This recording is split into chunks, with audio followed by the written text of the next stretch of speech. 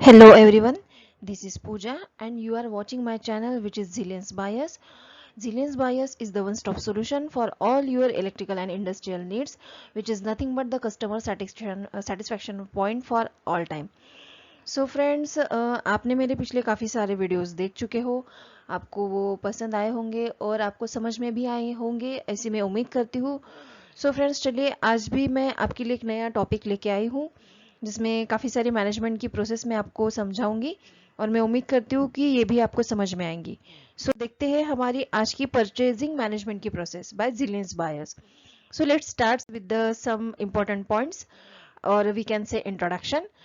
Purchasing management is the department in an organization responsible for purchasing activity. Purchasing management ये एक ऐसा department है जो हर कंपनीज में रहता है. ठीक है, हर ऑर्गेनाइजेशन में इसका एक पर्टिकुलर डिपार्टमेंट रहता है जिसकी रिस्पॉन्सिबिलिटी रहती है कि वो सारी परचेजिंग एक्टिविटीज जो होती है उसे अच्छे से प्लान करे, उससे अच्छे से मैनेज करे, क्योंकि परचेज ये एक ऐसा इंपॉर्टेंट फैक्टर है जो हर डिपार्टमेंट में सबसे टॉप पे होता है. ठीक है, purchase is most important function in any organisation. ठीक है, जो भी बिजनेस रन कर रहे हैं, कंपनीज रन कर रहे हैं, जिनका प्रोडक्शन डिपार्टमेंट खुद का है, ठीक है, उनके लिए परचेजिंग मैनेजमेंट ये सबसे बड़ा की फैक्टर है और उसे मैनेज करना बहुत ज़्यादा इंपॉर्टेंट होता है. इसके काफ़ी सारे रोल्स एंड रिस्पॉन्सिबिलिटीज़ होती है, काफ़ी सारे ऑब्जेक्टिव्स होते हैं जो कि काफ़ी इंपॉर्टेंट होते हैं, क्योंकि परचेजिंग डिपार्टमेंट ऐसा है जहाँ पर रॉ मटेरियल्स आता है जिसे हम फिर मैन्युफैक्चरिंग या फिर प्रोडक्शन मैनेजमेंट के जरिए हम उसे सेमी फिनिश गुड में कन्वर्ट करते हैं और बाद में उसका फाइनल प्रोडक्ट बनाकर हम हमारे कस्टमर तक डिलीवर करते हैं. सो जो भी ये प्रोसेसिंग होती है फाइनल प्रोडक्ट बनाने की, वो सारी आती है रॉ मटेरियल से, और रॉ मटेरियल आता है परचेजिंग डिपार्टमेंट के अंडर में. ठीक है, तो ये जो भी मटेरियल को परचेज करने की जो प्रोसेस होती है ये जाती है सारी हमारी परचेज डिपार्टमेंट में, जिसका मैनेजमेंट करना बहुत ही इंपॉर्टेंट होता है, क्योंकि रॉ मटेरियल खरीदते वक्त हमें जो भी हमारी प्लानिंग होती है, जैसे कि क्वालिटी अच्छी होनी चाहिए प्रोडक्ट मटेरियल की, उसका कॉस्ट कम से कम होना चाहिए, क्योंकि अगर रॉ मटेरियल के टाइम पे ही अगर आप उसे कम दाम में अगर खरीदते हो तो आपकी जो कंप्लीट प्रोडक्शन प्रोसेस होती है वो काफ़ी कम रेट में बनती है, जिसकी वजह से कस्टमर उसे काफ़ी ज़्यादा हद तक खरीदना पसंद करते हैं. तो इसीलिए ये जो परचेज मैनेजमेंट की जो ये मतलब परचेज डिपार्टमेंट की जो भी मैनेजमेंट होती है, ये शुरू से ही अगर आप सही ढंग से अगर आप करते हो तो इससे आपका बिजनेस काफ़ी हद तक मार्केट में बढ़ सकता है, आपके कस्टमर्स बढ़ सकते हैं, आपकी जो इमेज होती है मार्केट में वो काफ़ी हद तक बढ़ सकती है. सो फ्रेंड्स, ये जो परचेज मैनेजमेंट का आज का ये मेरा टॉपिक है ये काफ़ी इंपॉर्टेंट है. सो प्लीज़ मैं आप सबसे रिक्वेस्ट करती हूँ कि आप सब प्लीज़ इसे ध्यान से देखें और ध्यान से सुने. ठीक है, purchase is the first element which affect the product cost. ठीक है, परचेज ही ऐसा पहला फैक्टर है जो आपके प्रोडक्शन के कॉस्ट को अफेक्ट करता है, क्योंकि अगर शुरू से ही आपने हर एक चीज को कम दाम में खरीदना स्टार्ट किया, तभी जाके आपका जो फाइनल प्रोडक्ट बनेगा वो काफी कम रेट में बनेगा, और जिसके कारण कस्टमर उसे ज्यादा से ज्यादा खरीदने की कोशिश करेंगे, क्योंकि हर कोई कम दाम में अच्छी क्वालिटी का प्रोडक्ट खरीदना पसंद करता है. सो purchase management decide profitability of the company. Purchase management के जरिए ही आपकी कंपनी की जो प्रॉफिटेबिलिटी होती है, ठीक है, जो उसका प्रोडक्शन मार्जिन होता है, वो इसी परचेज मैनेजमेंट के ऊपर डिपेंड होता है. So purchasing management is the most important factor in any of the organization. So we are looking forward where we see the meaning and definition of the management. Purchasing is the first phase of material management. Material management का जो सबसे पहला और top most यानी important जो phase होता है वो होता है हमारा परचेजिंग. क्यों? तो इसका कारण मैंने जस्ट अभी बताया कि शुरू से ही अगर आप परचेजिंग में रॉ मटेरियल खरीदने से लेकर सारी एक्टिविटीज पूरी होने तक अप टू फाइनल प्रोडक्ट्स, उसका जो भी कॉस्ट है वो आप सही ढंग से अगर मैनेज करते हो, तभी जाके आपके प्रोडक्शन में आपको बेनिफिट हो सकता है. आपका जो इकोनॉमिक ऑर्डर क्वांटिटीज जो होती है वो आपको बेनिफिट दे सकती है. नेक्स्ट पॉइंट में अगर हम देखते हैं तो purchasing means procurement of goods and services from some external agency. काफ़ी सारी एक्सटर्नल एजेंसीज होती है, वहाँ से हम कोई एजेंट को हायर करते हैं, अपॉइंट करते हैं to procure goods and services in purchasing department. ठीक है, तो ये भी एक काफ़ी बड़ा फैक्टर है जो परचेजिंग डिपार्टमेंट के लिए इंपॉर्टेंट रहता है.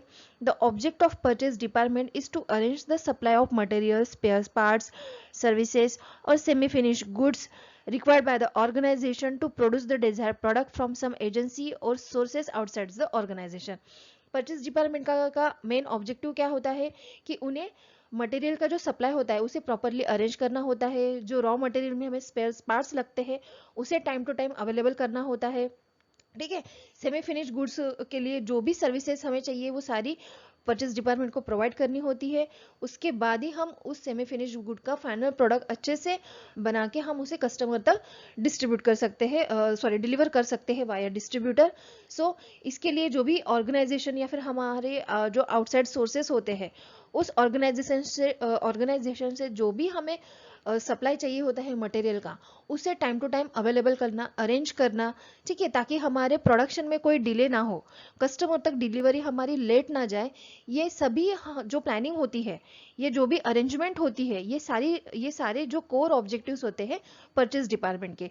तो ये बहुत बड़ी रिस्पॉन्सिबिलिटी होती है परचेज डिपार्टमेंट की कि उसे टाइम टू टाइम सारी चीज़ें अदर प्रोसेस के लिए अवेलेबल करते रहना पड़ता है। साथ ही साथ इसी परचेज डिपार्टमेंट को एडमिनिस्ट्रेशन डिपार्टमेंट भी हैंडल करना होता है, सेल्स डिपार्टमेंट भी हैंडल करना होता है, प्रोडक्शन डिपार्टमेंट भी हैंडल करना होता है। तो ये सारी रिस्पॉन्सिबिलिटीज आती है हमारे परचेज डिपार्टमेंट की। तो चलिए दोस्तों हम अभी आगे देखते हैं फंक्शंस ऑफ परचेजिंग। इसमें हम देखेंगे कि फंक्शंस या फिर हमारे परचेज डिपार्टमेंट की रिस्पॉन्सिबिलिटीज क्या होती है, जिसके बारे में थोड़ी सी इन्फॉर्मेशन जस्ट मैंने अभी आपके साथ शेयर की।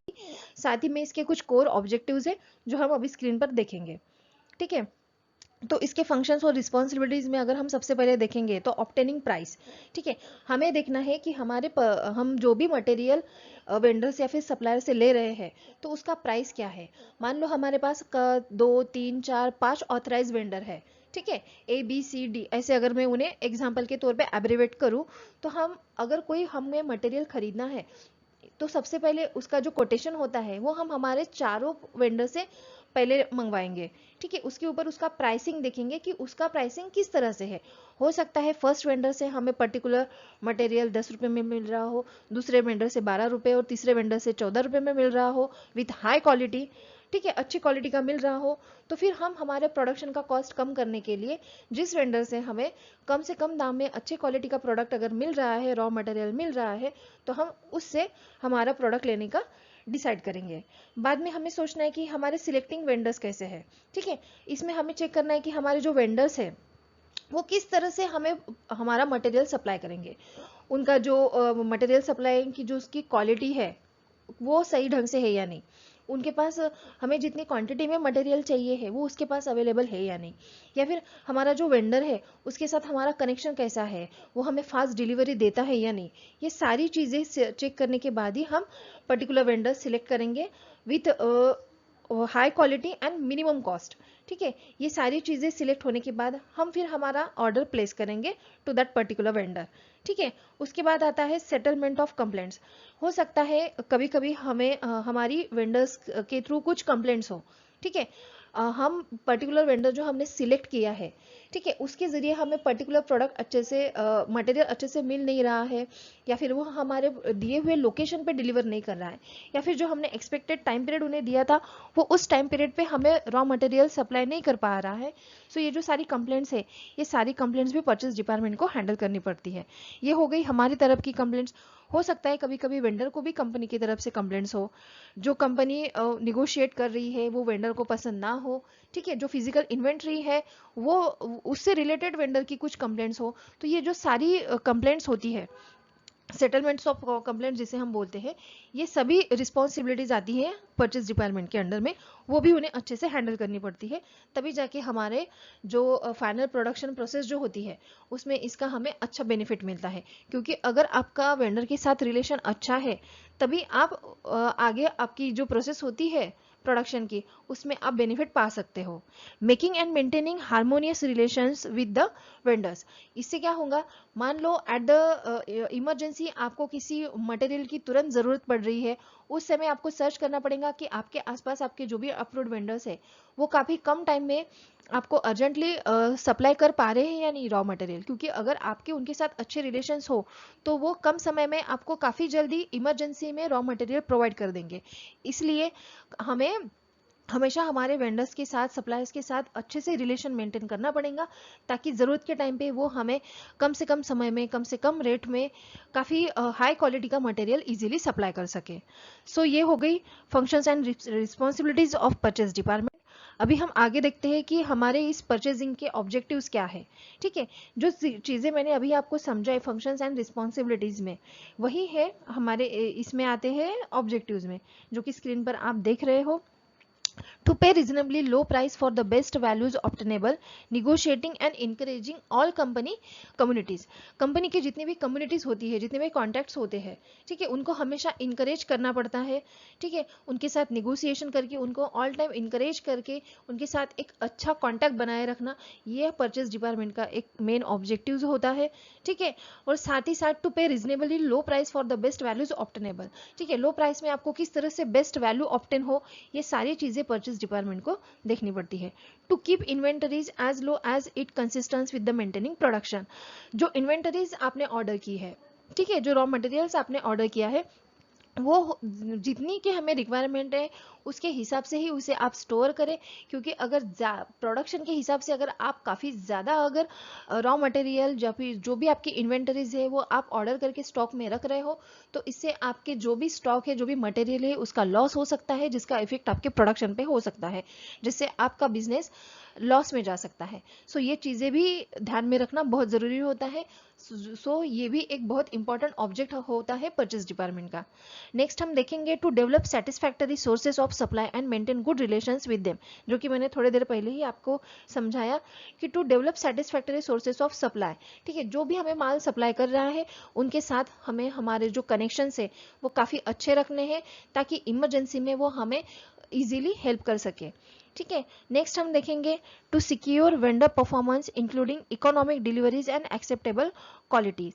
जो हमारे वेंडर का परफॉर्मेंस है including economic delivery and acceptable quality, ये भी हमेशा के लिए अच्छी होनी चाहिए, ताकि इसका इफेक्ट भी हमारे फाइनल प्रोडक्शन पे गिरता है। टू लोकेट न्यू मटेरियल और प्रोडक्ट्स एज रिक्वायर्ड। अगर हमें कोई नए मटेरियल की या फिर प्रोडक्ट की रिक्वायरमेंट होती है पर्टिकुलर लोकेशन पे, तो आप उसे इजीली लोकेट कर सकते हो। ठीक है, तो ये भी एक मेन ऑब्जेक्टिव्स है हमारे परचेज डिपार्टमेंट का, जो परचेज डिपार्टमेंट हमेशा ध्यान रखती है। To develop good procedures together with adequate control and purchasing policy. Good procedure को डेवलप करने के लिए परचेजिंग डिपार्टमेंट को एक सफिशिएंट कंट्रोल रखना पड़ता है, और उन जो परचेजिंग पॉलिसीज होती है उसे अच्छे से प्लान करनी पड़ती है, ताकि इसका इफेक्ट आपके प्रोडक्शन पे, इसका बैड इफेक्ट आपके प्रोडक्शन पे ना हो। ठीक है, to achieve a high degree of cooperation and coordination with other department in the organization. जैसे कि मैंने थोड़ी देर पहले आपको समझाया कि परचेज डिपार्टमेंट को एडमिनिस्ट्रेशन डिपार्टमेंट की तरफ भी ध्यान देना पड़ता है, सेल्स डिपार्टमेंट की तरफ भी ध्यान देना पड़ता है, और साथ में प्रोडक्शन डिपार्टमेंट की तरफ भी ध्यान देना पड़ता है। जो भी फिजिकल इन्वेंटरीज लगती है इन डिपार्टमेंट्स में, उन सभी की फुलफिलमेंट इस परचेज डिपार्टमेंट को ही करनी पड़ती है। So to achieve a high degree of cooperation and coordination with the other department in the organization, तो ये सारे डिपार्टमेंट के साथ भी इस परचेज डिपार्टमेंट को एक अच्छे से कोऑपरेशन करना पड़ता है, उनके साथ एक अच्छा कोऑर्डिनेशन, एक अच्छा बॉन्ड परचेज डिपार्टमेंट को हमेशा मेंटेन करना पड़ता है। तो ये थी फ्रेंड्स अभी तक की सारी ऑब्जेक्टिव्स ऑफ परचेज डिपार्टमेंट।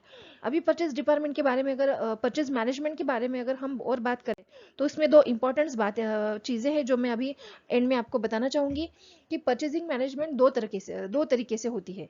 एक होती है सेंट्रलाइज परचेजिंग, और दूसरी होती है डिसेंट्रलाइज परचेजिंग। सो सबसे पहले हम देखेंगे व्हाट इज सेंट्रलाइज परचेजिंग, जिसे आप सेंट्रलाइज बाइंग भी बोल सकते हो। ठीक है, centralize purchasing is a method of procurement of all types of materials, supplies, equipments, etc. through a single department, not necessarily centrally located, under the direct control and superintendence of one responsible person. He is directly accountable to the top management for all duties falling within the broad area of purchase organization. Purchase organization जो होता है, ठीक है, मान लो आपका जहाँ पे head office है आपके कंपनी का, ठीक है, वहीं पे ये एक सेंट्रलाइज परचेजिंग ऑफिस होता है, एक डिपार्टमेंट होता है जहाँ से आप इजीली परचेजिंग कर सकते हो। अगर आप यहाँ पे मैंने एक हब सिस्टम यहाँ पे आपको शो की है, जहाँ पे आप देख सकते हो एक सप्लायर है, उसके बाद उसका एक वेयर हाउस है, और उसके 3 to 4 प्लांट्स है, plant A, plant B, plant C and plant D. ठीक है, मान लो इमरजेंसी में कभी भी किसी प्लांट को किसी भी रॉ मटेरियल की ज़रूरत पड़ी, तो ये एक ही जगह पे सारे डिपार्टमेंट, सारे प्लांट होने के कारण आपको इजीली रॉ मटेरियल अवेलेबल हो जाता है।